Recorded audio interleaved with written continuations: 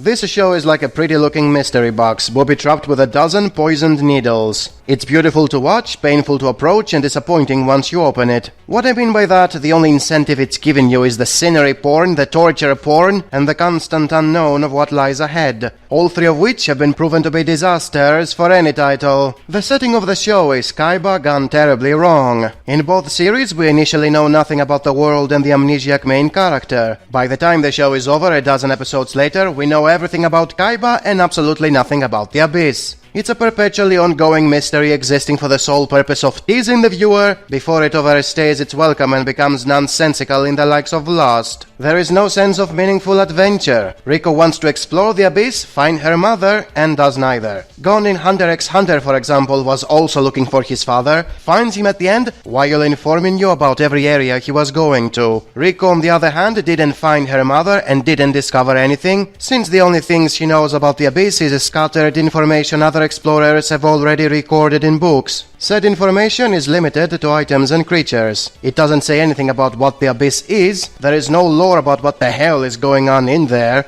Why is there an upside-down forest? Who made it? For what purpose? Why is there still sunlight miles below the surface? You don't know, it's just a cool-looking scenery. There is no history or logic, and the people exploring it are just looking for artifacts as if they are Easter eggs, instead of a historical puzzle they are trying to solve. There are not even any traditions or folklore regarding the explorers and how they are living around the Abyss. The whole has nothing to do with them. They just move there to essentially pillage the place for money and have nothing to say about their civilization or the culture they are currently tomb raiding.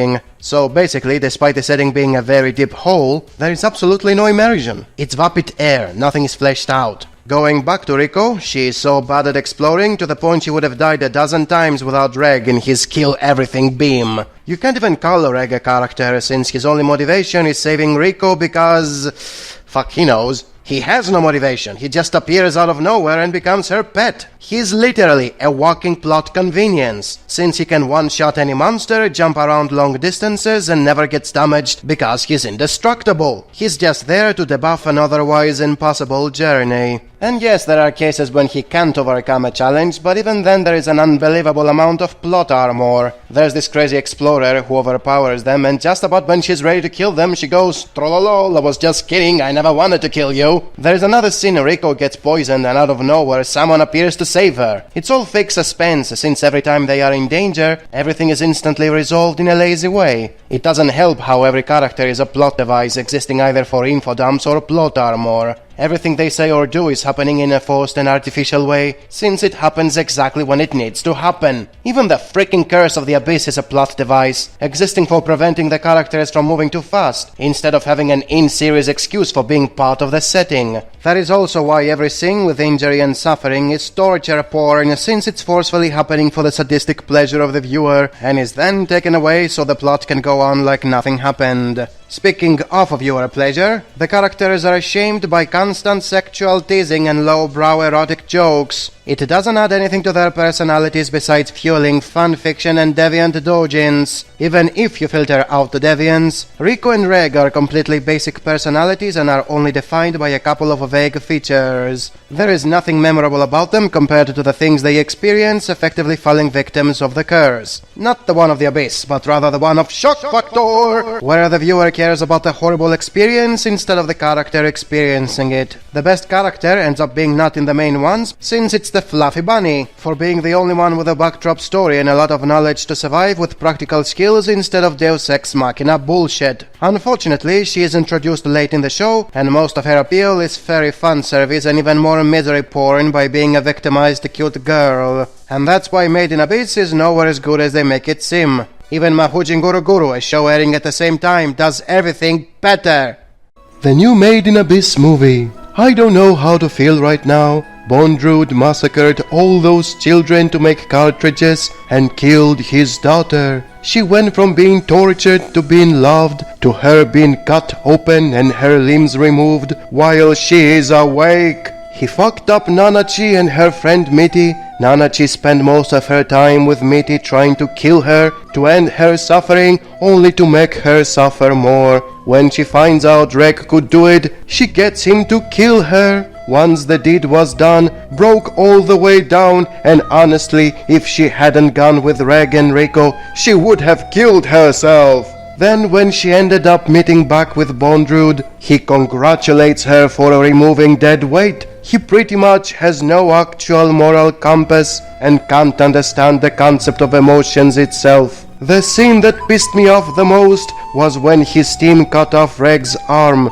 You have no idea how badly I wanted to physically go into this anime and tear their heads off slowly. Rico blows half his body off, then we see Rico wailing over Prushka's death. I can guarantee he's going to continue taking kids down there, cutting them open, removing their limbs, removing their organs, all of which will be awake to suffer through agonizing pain, to use them as cartridges, causing hundreds of children to end up like you and Mitty. All in all, this movie was amazing, and I love this series so much. Can't wait for season 2. You know you're watching Made in Abyss when we get a lot of lore, a lot of world building, a lot of mystery, a lot of questions, and it makes you wonder what's really going on. My Made in Abyss review is one of the most downvoted videos. Dozens of people complained about me not getting how good it is, so I decided to give it another chance. As a result, I found very deep plot regarding ugly men raping little girls. So that is something to really factor in and think about. Very deep symbolism regarding children, not only adults, sent on dangerous expeditions where they are vomiting all the time. It makes you wonder. The Abyss is a very mysterious place. There's a lot of mysteries and things that we don't really understand. Very deep world building regarding people sniffing each other's genitalia. That is food for thought to think about. Very deep characters that have sex with children and then exile them because they don't get pregnant. Whoa, like it's gonna blow you away. Very deep relationships where they get horny by sniffing the privates of fairies. One thing that's really always drawn me into Made in Abyss and why I love it so much, and I think why many people love the show.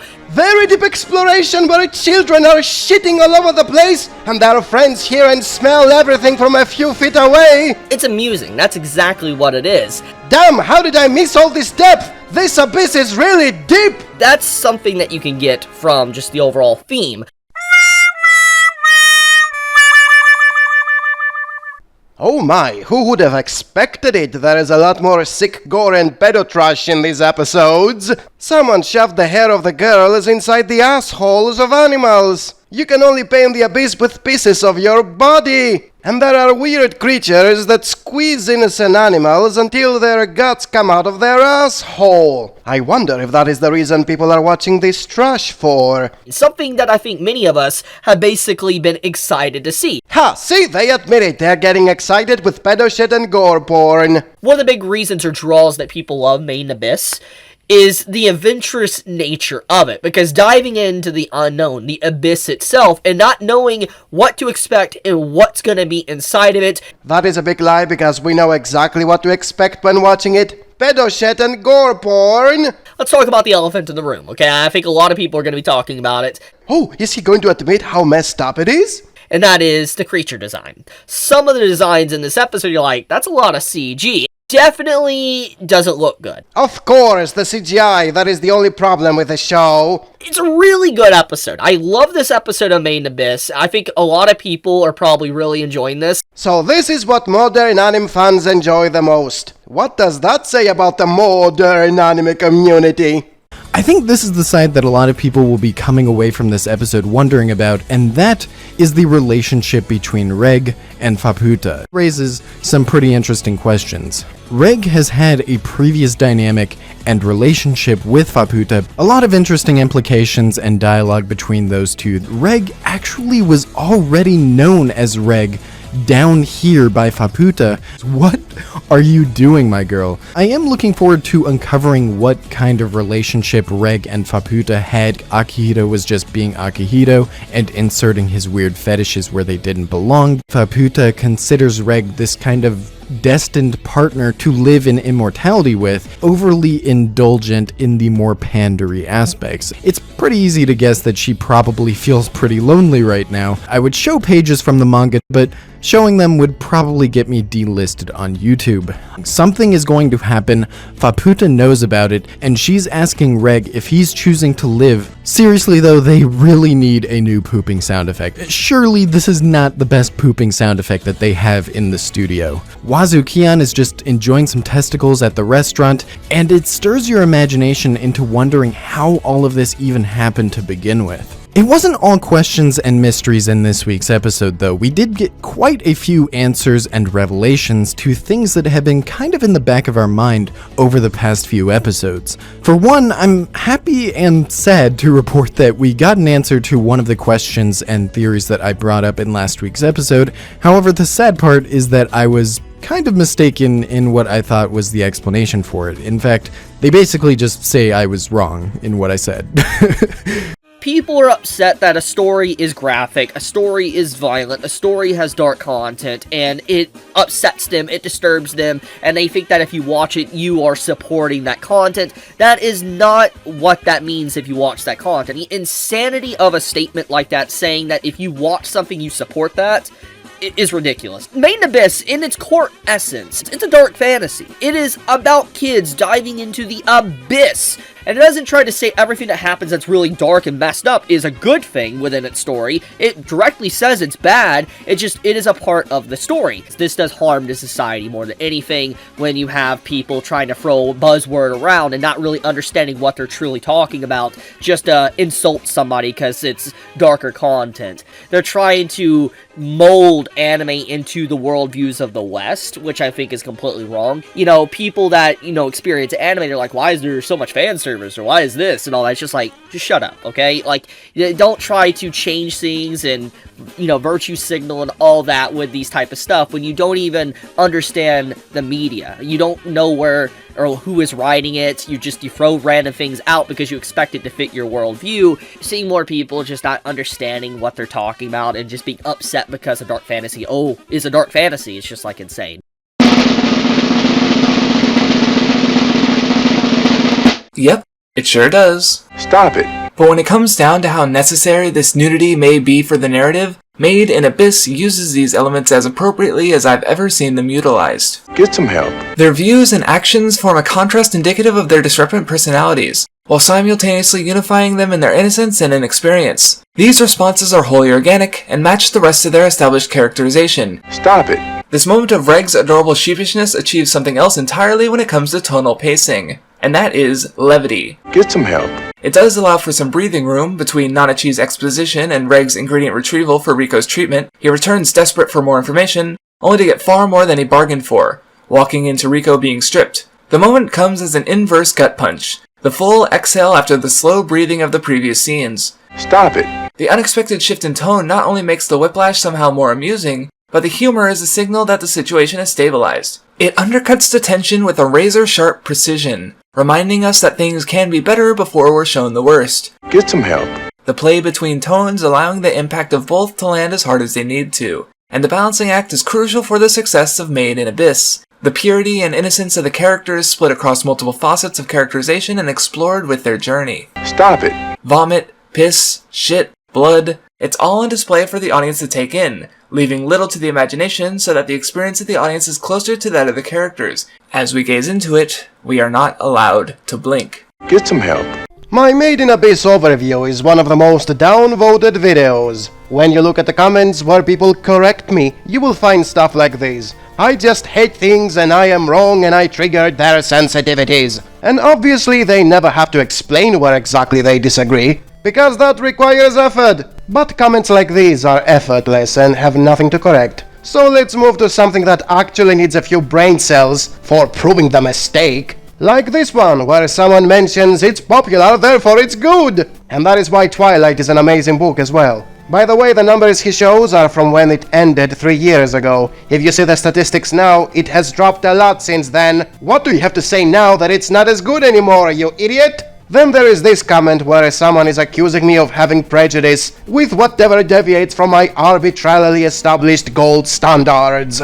I don't base them on millennia-old rules of good writing, they are arbitrary. And he proves that by using a dumb example. Saying the robot boy's plot armor is like saying the Enterprise is plot armor in Star Trek. and that is supposed to be the exact same thing. A crew of space explorers who were training for decades and as a reward for their efforts were given a spaceship which they knew how to operate is the exact same thing as a clueless girl who, without being ready to go into the abyss and without deserving it, she is given a powerful robot boy for which she knows nothing about. It's the exact same thing. I said the robot boy is just a plot device so the girl won't be getting killed by every single thing in the abyss. He agrees with that as if it had to happen and doesn't care how lazy of a reason it is just so we can have a character in an environment that she's not worthy of being in. I also said the robot boy has no motivation. He's just there for plot armoring the girl, and he said no, his motivation is to find his memories, which is the reason he's protecting the girl. Yeah, that's why he saved her life before they even spoke to each other for the first time, before he knew she was planning to go to the bottom, and before she agreed on taking him along. Backwards reasoning 101. I also said the main characters don't have much personality and that makes them boring compared to everything else around them. And he said they are children, they can't have much personality. He didn't prove me wrong, he just accepted it as if it's not an issue. He also accepted their sexualization because they are at that age where it makes sense to be there. Fuck off, he's a robot and they are inside a death trap. You don't explore your sexuality with a robot, and when you are in danger every 5 minutes, it's just creepy fan service for attracting pedos. Don't excuse it as a piece of paper that can mean whatever the fuck you want to.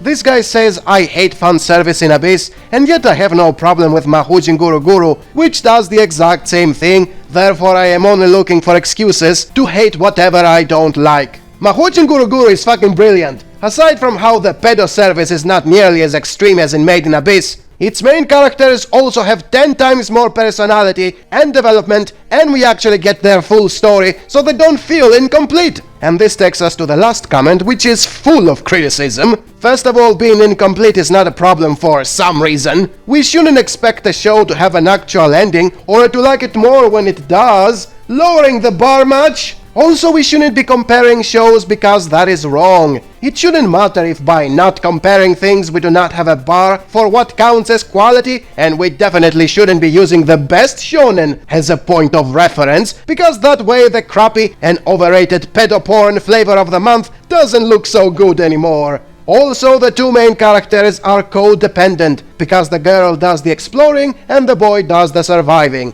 Does this mean much when the girl is surviving situations nobody else can, and the boy is a lapdog that would get to the bottom, since that is his objective, faster and easier if he followed the white whistle instead of this useless lump of flesh, which for some reason is not the sole reason he exists for? I'll let you to decide. Also, the gore is not unnecessary, since it's an adventure in a very dangerous area, so it makes sense. Does it clash badly by the fact the kids are always getting away with it, or gets diluted because of the equally necessary pedo service? I'll let you to decide. Also, the people they meet along the way didn't pop into existence, as they were there for a reason and had their agendas. Does this add any lore to the setting, or it doesn't make them get out of jail free cards? I'll let you to decide. Whatever your decisions are, down to it I hate the show for no good reason. It's modern and therefore it's bad.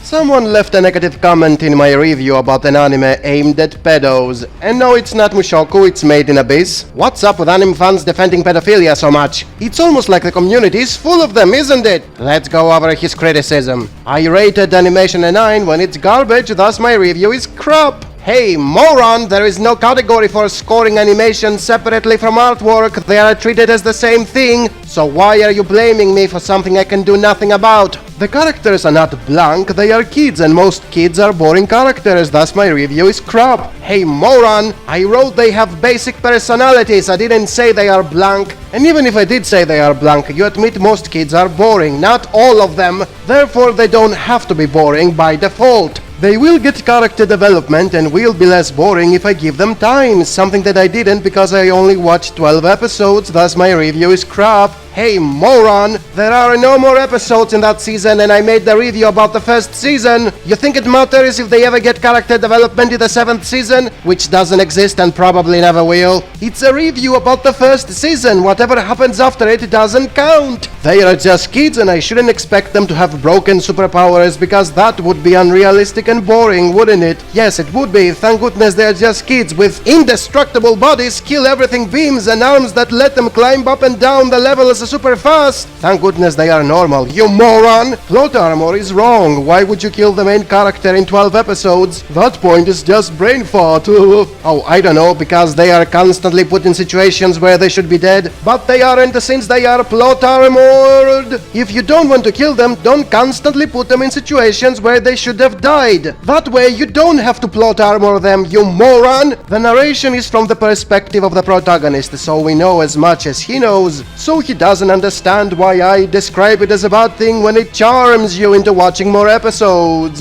It's not like it's a trick that a creator uses for making the audience to watch more episodes. You just admitted it, you moron! You said the unknown charms you into watching more episodes, thus it is a trick for watching more episodes. And the only reason I said it's negative is because there is no lore, thus there is no world building. It's just a hole in the ground that lures you with mystery bait, and they hype this shit as world building. He doesn't like how I overanalyze something because it makes it boring. You heard right, people. The only reason to overanalyze something is for making it boring. Every pretentious overthinker out there who is talking for hours about flower symbolisms does it because he wants to make a show to seem boring and not deeper than it actually is. And that's why my reviews are bad. Thank goodness there are people who correct me.